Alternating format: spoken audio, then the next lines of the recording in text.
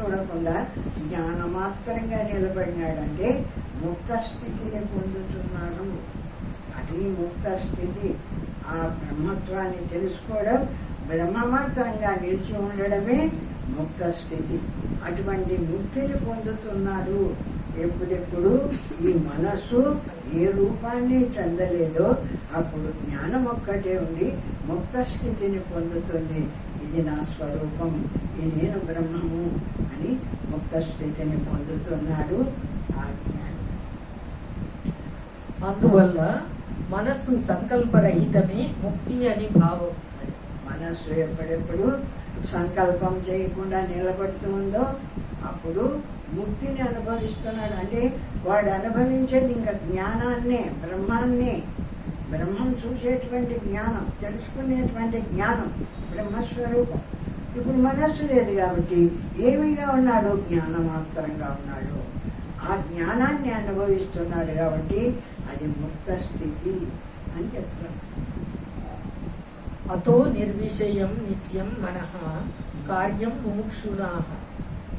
మనస్సుకు ముక్తి శూన్యమే ముక్తి అని వెనుకటి వాక్యమందు చెప్పినందున మోక్షము కోరేవాని చేత సర్వకాలములందును మనస్సును సంకల్పరహితంగా చేయదగినది.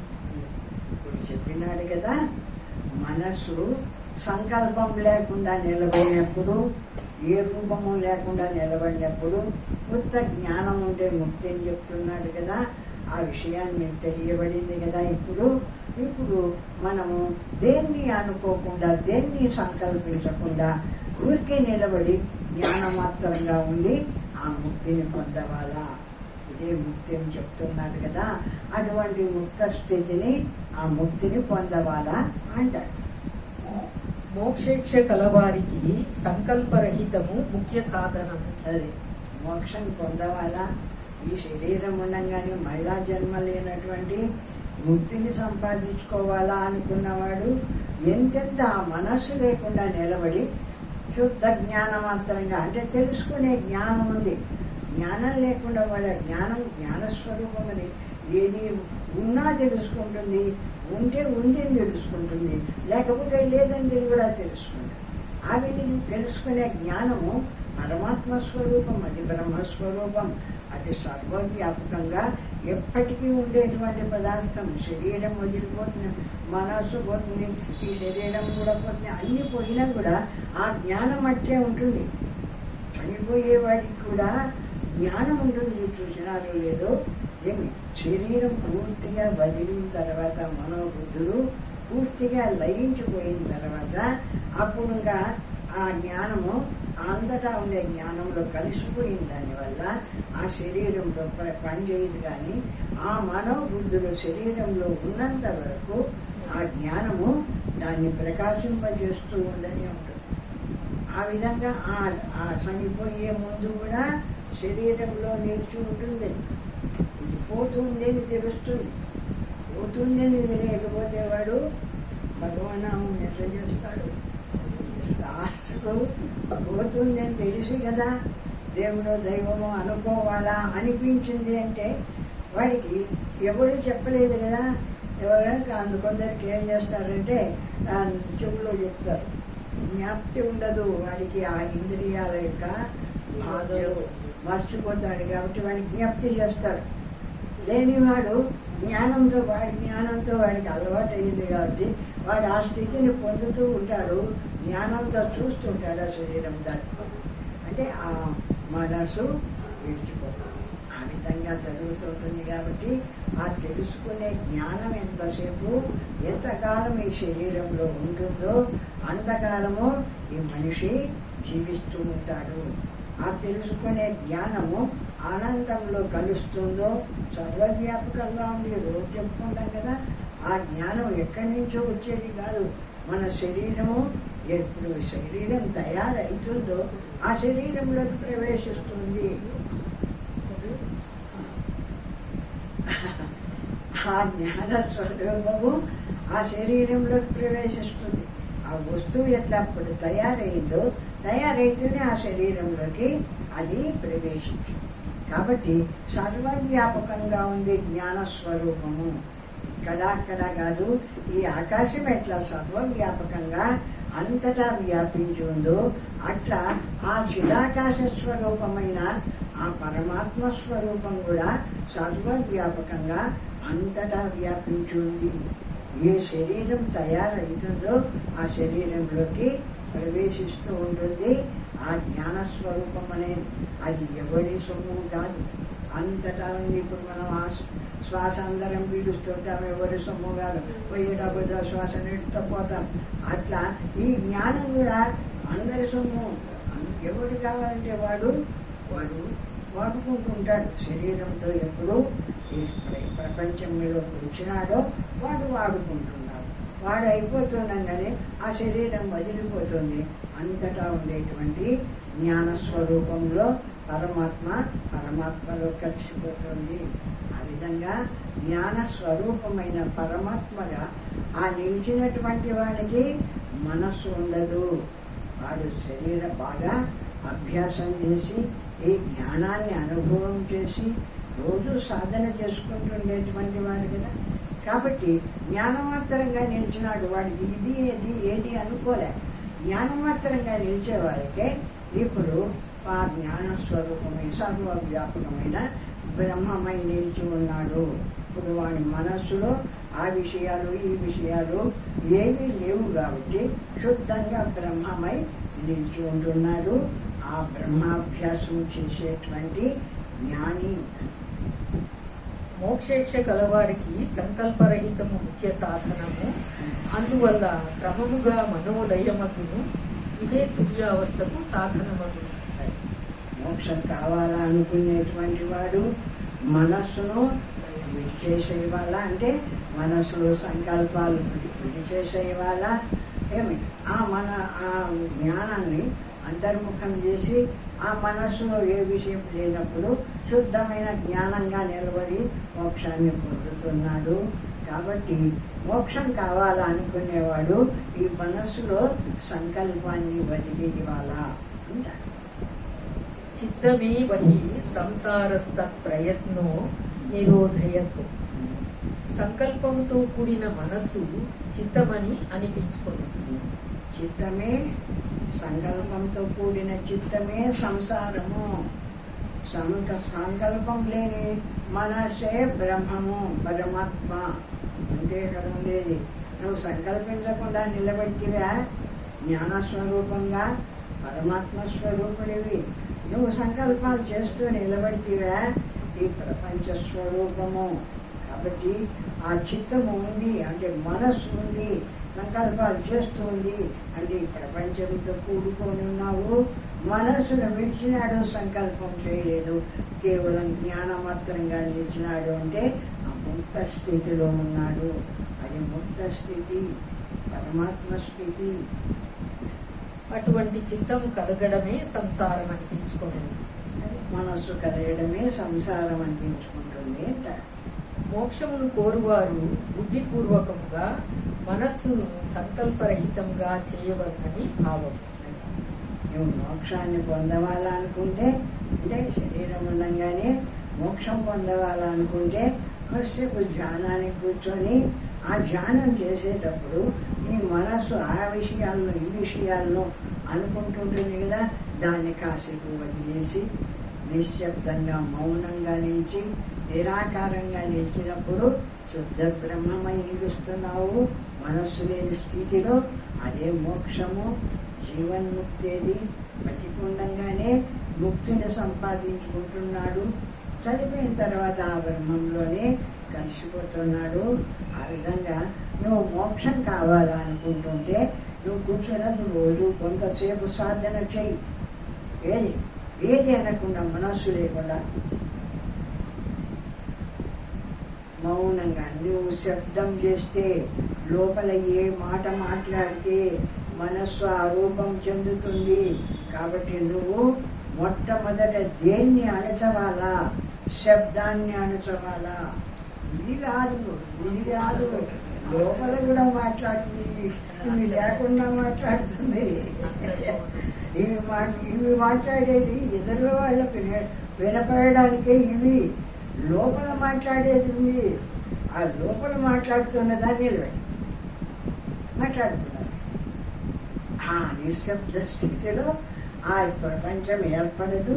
అక్కడ కేవలము శుద్ధ జ్ఞాన స్వరూపమైన బ్రహ్మమే ఉంటుంది. అది ముక్త స్థితి, అనుభవము. ఆ విధంగా బతికి ఉండగానే ఆ స్థితిని సంపాదించు అంటారు. దృశ్యం యదృశ్యతాం నీత్వా. యోగికి అగుపడుచున్న జగత్తు బ్రహ్మజ్ఞానమునకు ప్రతిబంధకముగా ఉన్నది. యోగికి, జ్ఞానికి ఆ బ్రహ్మస్వరూపం బ్రహ్మ అగుపడుచున్న ప్రపంచము నిరోధకంగా ప్రతిబంధకంగా ఉన్నది. యోగికి ఆ బ్రహ్మ మాత్రంగా నిలబడవాలా, ఊరికే నిలబడవాలా అనుకున్నాడు. మౌనంగా నిలబడదాము అనుకున్నాడు. ఆ మౌనంగా నిలబడవాలా అనుకున్న ఆ జ్ఞానికి, ఆ యోగికి ఏమి ఈ మనస్సు, ఈ ప్రపంచము ఇదంతా కూడా ప్రతిబంధకంగా ఉంటుంది. కాబట్టి దీన్ని వదిలేసి దీన్ని అనంతర్ముఖం చేసి ఎందుకు చెప్తున్నాడు? బయట ఇంద్రియాలన్నీ ప్రపంచాన్ని అంతా చూస్తుంటే ప్రపంచాన్ని అంతా తెస్తాయి. కళ్ళు విషయాన్ని తెస్తాయి, చెవులు విషయాన్ని తెస్తాయి. కాబట్టి అన్నీ మూసుకొని కళ్ళు మూసుకొని కూర్చోమన్నాడు. ఏకనంతంగా కూర్చోట. ధ్యానాన్ని కూర్చోమంటే అందరిలో కూర్చోమని లేదు కదా. ఆ ఏకాంతంగా వచ్చోట కూర్చొని కూడా ఏం చేయాలా అంటే ఇంకా ఈ నేత్రస్థానం, ఇది నేత్రస్థానం. ఈ నేత్రస్థానంలో ఉండకుండా కొంచెం హృదయస్థానంలో లోపలి మాట్లాడాలి. ఇంకేదా అంతర్ముఖమై ఎప్పుడు ఏది అనకుండా నిలిచిపోతావో, మనస్సు ఏ రూపము చెందదో, అప్పుడు శుద్ధ జ్ఞాన స్వరూపంగా బ్రహ్మమాత్రంగా నిలబడతావు. అటువంటి స్థితిని సాధన చేసుకో అంటారు. ఈ ప్రపంచము అసత్యము, బ్రహ్మ సత్యము. బ్రహ్మ సత్యం జగన్మిథ్య. చిదాకాశం అంతటా వ్యాపించి ఉన్నది. నిర్మలమైనందున జ్ఞాననేత్ర గోచరం. చిదాకాశం అంతటా వ్యాపించి ఉన్నది. నిర్మలమైనందున జ్ఞాననేత్ర గోచరము కనుక అగుపడుచున్న నామరూపాత్మకమైన సకలమును స్మరించక అంతయు చిదాకాశము వ్యాపించి ఉన్నదని భావించవలేదు. నీవు ఎక్కడెక్కడ ఏమేమి ఉండేది తెలియబడుతుంది కదా. ఆ తెలియబడుతున్నప్పుడు ఆ జ్ఞానంలోకి వచ్చింది ఆ ప్రపంచమంతా, నువ్వు అనుకుంటూ ఉన్న ప్రపంచమంతా. ఆ జ్ఞానంలోకి వచ్చేవాళ్ళకి అంటే ఆ మనస్సులోకి వచ్చింది, ఆ రూపాన్ని పొందింది నువ్వు అనుకుంటున్న ప్రపంచం. దాన్ని చూస్తుంది నీ జ్ఞానం. నీ జ్ఞానం చిదాకాశం, జ్ఞానస్వరూపం. అంతటా ఈ ఆకాశం ఎట్లా వ్యాపించి ఉందో, జ్ఞానం అనే ఆకాశం కూడా చిదాకాశమై సర్వవ్యాపకంగా వ్యాపించి ఉంది. ఇది ఏదో లోపల నాకు వచ్చి కూర్చోందని కాదు. నువ్వు ఎక్కడికి పోతున్నా నీ తల మీదనే ఉంది ఈ ఆకాశం అంతా. ఏ ఆకాశం? చిదాకాశ స్వరూపమైన జ్ఞానం కూడా. అది అప్పటికప్పుడైనా సహస్రారం నుండి హృదయంలోకి ప్రతిబింబిస్తుంది. ఆ విధంగా ప్రతిబింబించి సమస్త కార్యాలు తెలుసుకుంటుంది. ఇప్పుడు ఆ జ్ఞానమే నేను ధ్యానం చేయవాలా అనుకున్నా. నాకు ఇంకా ఈ సంసారము ఇంకా అయిపోయింది, నా అవసరం లేదు, ఇప్పుడు నేను బ్రహ్మత్వంలో నిలవాలా అనిపించింది. అటువంటిప్పుడు ఏం చేయాలి? ఏకాంతంగా ఈ ఇంద్రియాలన్నింటినీ బయటికి పోనీయకుండా కన్నీ లోపలించి హృదయంలో నిలబడు. అంటే సహస్రారాన్ని దాటితే దాటచ్చు, అది అందరికీ అనుభవంలో ఉండదు. హృదయంలోకి దిగమంటే హృదయంలోకి నిద్రావస్థ హృదయస్థానం. ఎడ నిద్రావస్థ హృదయస్థానం. కాబట్టి అందరూ నిద్రలోకి పోవడము, బయటికి రావడము ఒక అనుభవం ఉంది. కాబట్టి హృదయంలోకి దిగమంటే ఎవడైనా లోపలికి దిగి ఊరుకొండమంటే ఉంటాడు. ఎందుకు అంటే అభ్యాసమైన చోటు. ఊరు పోతూ వస్తూ ఉండే ఆతరి గారికి నిద్రలోకి పోతే హృదయంలోకి దిగుతుంది. హృదయంలోకి దిగినప్పుడు గాఢ నిద్రావస్థ, నేత్రస్థానంలో ఉంటే జాగ్రత్త అవస్థ, కంఠస్థానంలో ఉంటే స్వప్నావస్థ. ఈ విధంగా జాగ్రత్త స్వప్న సుషుప్తులను వీటి నుంచి అనుభవిస్తూ ఉంటుంది. ఇందులో ఉండేటువంటి నేననేటువంటి అహంకారంతో కూడినటువంటి జీవుడు. కాబట్టి వీడు ఏది వద్దనుకునే వాళ్ళకే లోపలికి వీడు అడుగుతుంది నేనేమో అనుకోని అనుకున్నాడు. నిశ్శబ్దంగా నిలిచి అక్కడ నిశ్శబ్దంగా నిలిచేవాడికి ఏ రూపము కనపడలేవాడు. ఇప్పుడు చూసే జ్ఞానం ఒక్కటే ఉంది. ఆ జ్ఞానం ఏమిటిదంటే శుద్ధ జ్ఞాన స్వరూపమైన పరమాత్మ స్వరూపం. అప్పుడు జ్ఞానమాత్రంగా నిలుస్తున్నాడు. ఆ స్థితిలో బ్రహ్మమై నిలుస్తున్నాడు. తెలుసుకున్నాడు కదా, ముందంతా విచారణ చేసినాడు కదా. అహం బ్రహ్మాస్మి, శివోహం, అయమాత్మ బ్రహ్మ. ఈ విధంగా నా స్వరూపం ఏమిటి? అంతటా ఉండే బ్రహ్మస్వరూపము. నేనెవరు? శివోహం, అంతటా ఉండే బ్రహ్మమేదో అది దీంట్లో నేనంటూ ఉండేటువంటి శుద్ధ జ్ఞాన స్వరూపము. ఈ విషయాన్నంతా అర్థం చేసుకున్నవాడు కాబట్టి విషయాన్ని, ప్రపంచ విషయాన్నంతా ఇచ్చేసినాడంటే సోహం, శివోహం, లోపల ఉండే శుద్ధ జ్ఞాన మాత్రంగా మించి ఈ నేను పరమాత్మను అని ఆ బ్రహ్మంతో ఏకత్వం పొందుతూ ఉంటాడు. అర్థమైనటువంటి వాడు, సాధన చేసేటువంటి యోగి. అందరికీ రాదు, ఒకసారి అందరూ సాధన చేస్తే కానీ, సాధన చేస్తే అందరికీ వస్తుంది. నామరూపములను విడిచి వాటి ఎందున్న సత్తాను బ్రహ్మస్వరూపంగా జ్ఞాన నేత్రం చేత భావించవలరు. బయటకు కనిపించేటువంటి నామరూపాలను విడిచిపెట్టి, ఇప్పుడు నీ శరీరము, నీ రూపము, దీన్ని విడిచిపెట్టి లోపల ఏముంది? ఈ శరీరము దీన్ని విడిచిపెట్టినప్పుడు లోపల జ్ఞానం ఉంది. సర్వాన్ని తెలుసుకుంటూ ఉన్న జ్ఞానం ఉంది. ఇది మనస్సు అంటుంది, ఇది బుద్ధి అంటుంది, వాడంటుంది, వీడంటుంది, ఇది అంటుంది. అదే ఈ తెలుసుకునే జ్ఞానం ఉందే. ఆ జ్ఞానము శుద్ధ జ్ఞాన స్వరూపమైన పరమాత్మ స్వరూపం. ఆ పరమాత్మ స్వరూపము ఈ శరీరంలో ఉంది కాబట్టి ఎప్పుడు ఈ శరీర భావాన్ని, ప్రపంచ భావాన్ని అట్లా వదిలేసి నిలబడినాడో, ఆ నిలబడిన స్థితి ఏమిటిది? జ్ఞానమాత్రంగా నిలబడినాడు. సర్వాన్ని చూసే జ్ఞానం ఉంది.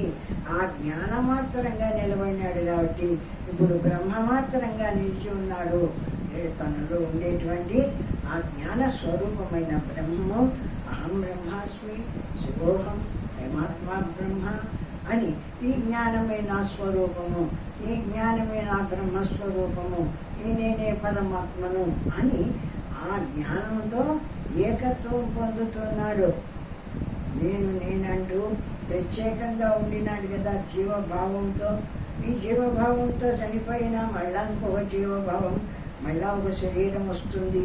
ఇప్పుడు ఈ జీవభావము, ఈ నేను ఇందులో ఉండే జ్ఞానస్వరూపమైన పరమాత్మను అని ఆ పరమాత్మ ఇందులో లయింపజేసి శివోహం శివోహం ఏదనుకున్నాడు. అట్లా నిలబడేవాడికే నిరాకారమైన ఆ బ్రహ్మస్వరూపంలో వీడి యందు నేనంటుండేటువంటి ఈ జీవరూపంతో ఉండినటువంటి జీవభావాన్ని వదిలింది, బ్రహ్మభావాన్ని పొందింది, బ్రహ్మంతో కలిసిపోయింది. బ్రహ్మ మాత్రంగా ఆ విధంగా ఆ బ్రహ్మస్వరూపాన్ని జీవన్ముక్తి అంటారు. ఇది ఆ ముక్త స్థితిని పొందింది. ఇప్పుడే చెప్పినాడు కదా, మనస్సు లేని స్థితి జీవన్ముక్త స్థితి. ఏమన్నాడు? అన్నీ వదిలేసినాడు, హాయిగా నిలబడినాడు. ఆ నిలబడడం అంటే ఏది నిలబడింది? నా మనస్సు కదలకుండా వాడు వీడు ఇది అది చిత్తే చలతే సంసారో తన్నిశ్చలే మోక్ష ఉచ్యతే. అది నిలబడిందంటే మోక్షము, అది కదిలిందంటే ప్రపంచము. కాబట్టి వీడు ఏం చేసినాడు? అంతర్ముఖమై మనస్సును కదలకుండా నిలబెట్టేసి అట్లా అంతర్ముఖమై నిలబడే వాళ్ళకే బ్రహ్మస్వరూపాన్ని పొంది ముక్తి స్థితిని అనుభవిస్తున్నాడు. అటువంటి జీవన్ముక్తిని పొందు